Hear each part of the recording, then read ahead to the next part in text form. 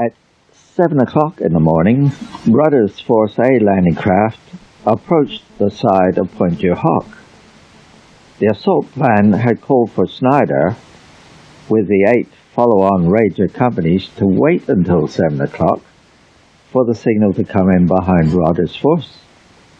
If no signal was received by 7, Snyder was to land at Omaha Dog Green and move overland to destroy the guns at Pointe du Hoc.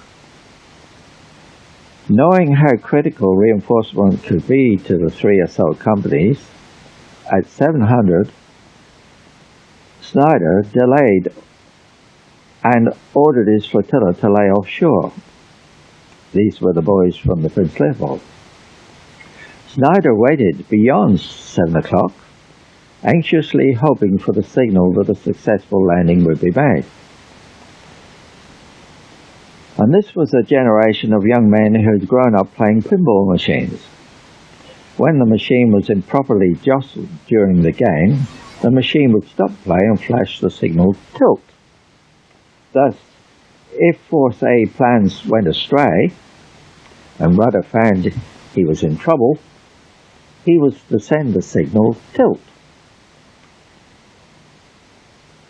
And Snyder then was to go to Dog Green Beach.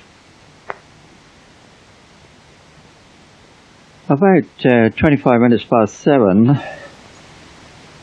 the signal tilt was radioed to Snyder's force, and an acknowledgement was received.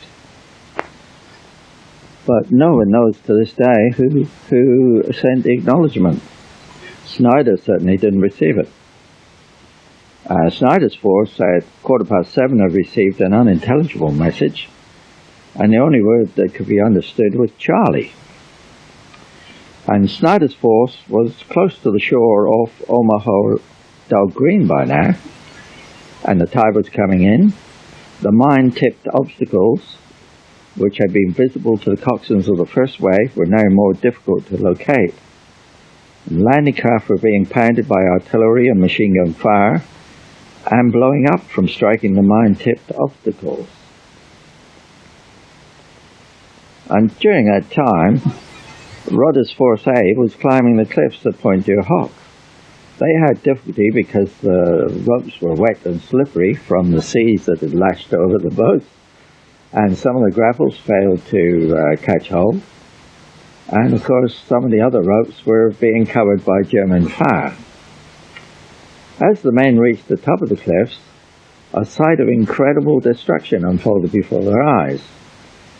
The preparation they put in, studying maps and aerial photographs, and all the hours they spent poring over the models and mock-ups that had given them a knowledge of every position and every trench and path, was completely wasted.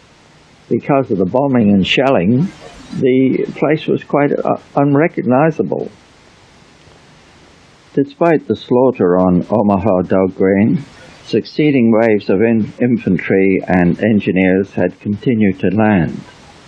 Men of the 146th, 149th and 121st Engineers valiantly tried to clear paths through the obstacles and were shot down in great numbers. Coming in behind Company A of the 116th and Company C of the 2nd Rangers, the men of B and D companies of the 116th Infantry were gunned down as the ramps of their landing craft dropped. The situation was chaos, compounded by fire-induced shock.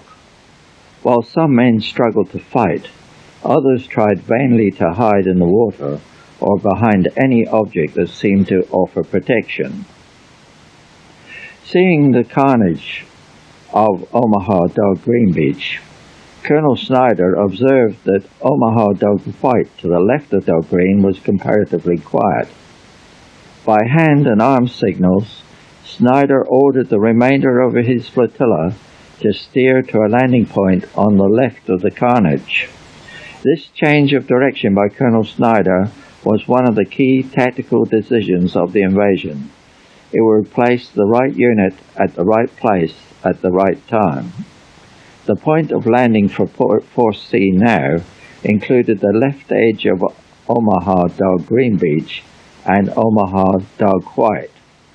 The LCAs carrying the men of A, B, and some headquarters personnel of the 2nd Ranger Battalion were on the right.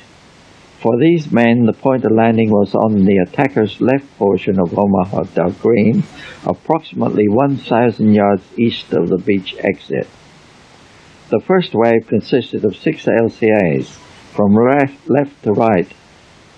These were 2 craft carrying Company A, 2nd Rangers, the Ranger Group's Headquarters LCA, a 2nd Ranger Battalion Headquarters LCA, and 2 Company B, 2nd Ranger Battalion LCAs. Ramps went down at 7:40 and the killing commenced. The LCA carrying the 2nd Platoon of B Company, 2nd Rangers, hit a mine and blew off the bow landing ramp. Lieutenant Fitzsimmons was knocked unconscious by the explosion. The 2nd Platoon LCA sank, throwing most of the men into deep water, and most of whom made it to shore but lost their weapons and equipment. The 1st Platoon boat dropped its ramp and the men started ashore, and Lieutenant Robert Bryce of the 1st Platoon B Company was killed as he signaled his men forward. Sergeant Robert Lemon of the 2nd Battalion was also killed. The Germans fired directly into the landing craft as the ramps dropped, then increased the fire of automatic weapons as the men reached shore. Somehow the surviving Rangers continued to struggle inland. Captain Rafferty, Company Commander, and 1st Sergeant Edwin Saar of Company A, 2nd Rangers, were both killed. Ranger Clyde Patterson took a burst of machine gun fire through his right arm, ripping it to the consistency of a hamburger. Patterson kept going and made it across the beach. The few surviving medics were busy elsewhere, so Patterson bandaged his own wounds. It was 3 days before he got to a hospital. With every minute, the number of casualties increased. The beach was a charnel house of dead and dying. As the slaughter on Dog Green continued, Lieutenant Colonel Max Snyder was leading his 5th Ranger Battalion ashore on Omaha Dog White Beach. It was about 20 minutes to 8 as the men of the 5th Ranger Battalion went ashore in 2 waves. Snyder's command element was in the first wave and immediately followed the remainder of Headquarters Company. In all, 13 of the 14 landing craft made it safely to shore. Those subjected to fire while crossing the beach, the 5th Rangers' casualties numbered no more than 6, and some 450 of the 5th Rangers were moved into position behind the sea wall. Now, it's quite interesting, really, because I've given you a bit of detail here of some of the casualties, but there was a tremendous slaughter on that Omaha beach, and of course casualties in the British sector too. But all the craft from the Prince Leopold were in the 13 that landed safely on Omaha Beach, or rather, I'd better say, the Dog White Beach with Snyder. And so the 8 craft from the Leopold were okay. They had 1 or 2 shots fired at them. I remember Tony Carter saying that they had to fend their way through the beach obstacles, and that he was holding on to a beach obstacle with a mine on the top of it with his bare hands and pushing the craft away from the beach obstacle so that it didn't explode the mine. But they got through all right, and they came out, and none of our landing craft crews were hurt, and the craft were okay. They got back to the ship all right. And once the craft got back to the ship, the Leopold up anchored, and we had to go very slowly in the shallow waters that we were in near the coast in case we exploded those pressure mines. And almost so slow that you could hardly steer the ship. So the ships had to just have enough steerage way on them. It was quite difficult until you got into deeper water.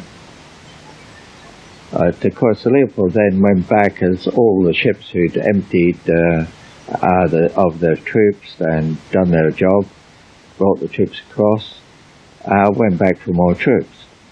And that's what we did for quite a few days. Day after day, just day and night, we ferried backwards and forwards, bringing troops across to Normandy from the UK.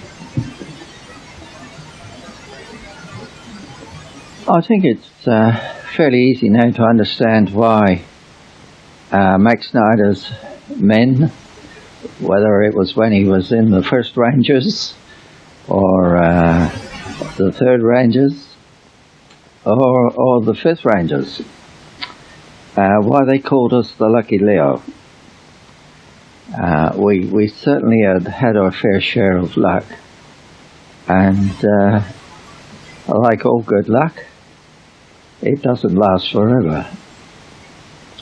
We were running, well, as hard as we could, as fast as we could fill the ship up in the UK, and it really was filled up with troops. Every corner of the ship, and the Leopold really wasn't a very large ship.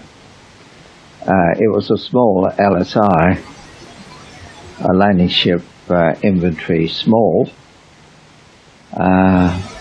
It was, just under 3,000 tons. So not a large ship at all. The Grandeur that I was on was just about 10,000 tons. And the troops that the Leopold was designed to carry, and they were slung in hammocks on the mess decks down in below the main deck, would be about 255 troops. But we carried many more than that when we made our trips across after D-Day, and they were, well, it was only a overnight run sort of thing. We'd leave in the evening and arrive there by the morning, and arrive there in the dark. And we'd have troops all over the decks, everywhere. Some of them used to sleep up in what we called the Carly floats, the floats that were used as life rafts, and in all the ship's boats. They would get everywhere and sleep on the way across. And there wasn't a spare inch of space on the decks or anywhere that we didn't have troops with ammunition and arms and all their guns and things. And we continued running across the English Channel until the 29th of July. So that's, well, nearly two months, isn't it? And whilst we'd been making these trips, we've seen quite a few ships that have been caught by the mines, these pressure mines. The ships we noticed mainly were the ones that were still floating, of course, and in many instances they were being towed either by a naval ship or a tug. And if it was possible, they would be beached somewhere. The damage caused to some of them was astonishing. The ship seemed to be bent at the middle with its stern right up out of the air. It seemed to go up in sort of stages, in steps towards the stern, so that in some cases the propeller was even right out of the water. The ship was very badly bent, and we We're told that this was due to acoustic torpedoes which lay on the bottom, and as soon as they heard the sound of the ship, they would start up their motors and follow the ship and hit them right up the stern. And the damage to the ship was just unbelievable. You wouldn't have thought that the ship could still float. I can still remember the 28th of July, the night we sailed from Southampton to go across, loaded with troops once more. It seems to be very clear to me now. I don't remember the other nights we sailed particularly.